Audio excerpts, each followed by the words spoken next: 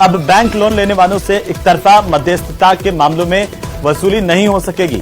Bank और loan लेने वालों के बीच दोनों की सहमति से ही मध्यस्थ नियुक्त होगा और ये नियुक्ति अनिवार्य होगी। मध्यस्थ की दोनों की सहमति से मध्यस्थ नियुक्त होने पर ही ऋण वसूली हो पाएगी।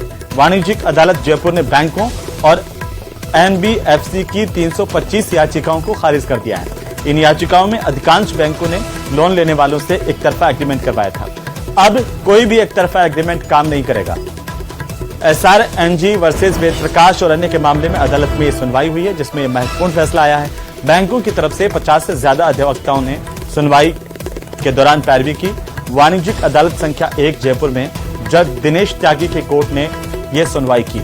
यह बड़ी खबर है और इससे जो भी ऋण लेने वाले लोग हैं उनको फायदा होगा। जिनकी वसूली एक तरफा आधार पर कर ली जाती थी वो अब नहीं हो पाएगी। उसमें पहले मध्यस्थ नियुक्त करना होगा। मध्यस्थ दोनों पक्षों को मान्य होगा, वही नियुक्त हो पाएगा। इसके लिए बाकायदा जो लोन लेने वाला है उसकी स्वीकृति भी जरूरी होगी और इस तरह से बैंक जो है वो किसी से एक तरफा वसूली नहीं कर पाएंगे। अपनी मनमानी बैंक नहीं कर पाएंगे। किसी ने अगर ऋण लिया है वो चुकाने में अगर असमर्थ रहा है तो बैंक सीधे वसूली नहीं कर पाएगा। उसके लिए मध्यस्थ नियुक्त करना होगा। मध्यस्थ की नियुक्ति जो होगी वो ऋण लेने वाले और बैंक दोनों की सहमति से होगी और उसके बाद ही किसी तरह की वसूली हो पाएगी। तो ये बड़ी जानकारी है इस वक्त की। वाणिज्यिक अदालत संख्या 1 ने ये पूरी सुनवाई की है। इस पूरे मामले को लेकर अपना फैसला दिया है। बड़ी खबर है इस वक्त की और ये फैसला लाखों जो लोन लेने वाले लोग हैं उनके लिए असरकारक होगा। राजधानी जयपुर से इस वक्त की बड़ी खबर है। SRNG वर्सेस वेद प्रकाश और अन्य के मामले को लेकर के कोर्ट में सुनवाई हुई थी। बैंकों की तरफ से 50 से ज्यादा अधिवक्ताओं ने पैरवी की।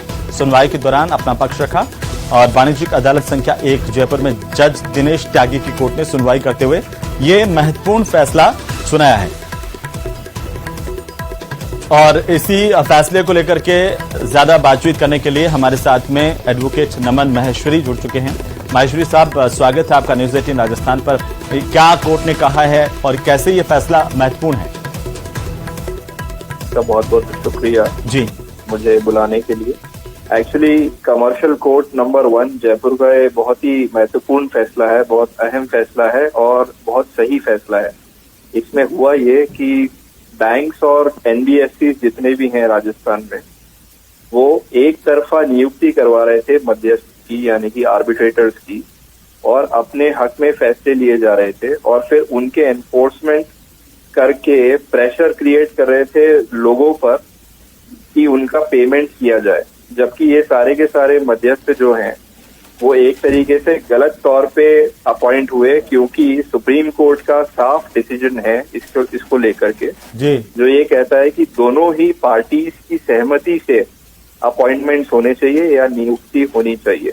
और अगर ऐसा नहीं है तो फिर कोर्ट में जानी चाहिए वो एप्लीकेशन और कोर्ट डिसाइड करेगा कि किसको आर्बिट्रेटर नियुक्त किया जाए।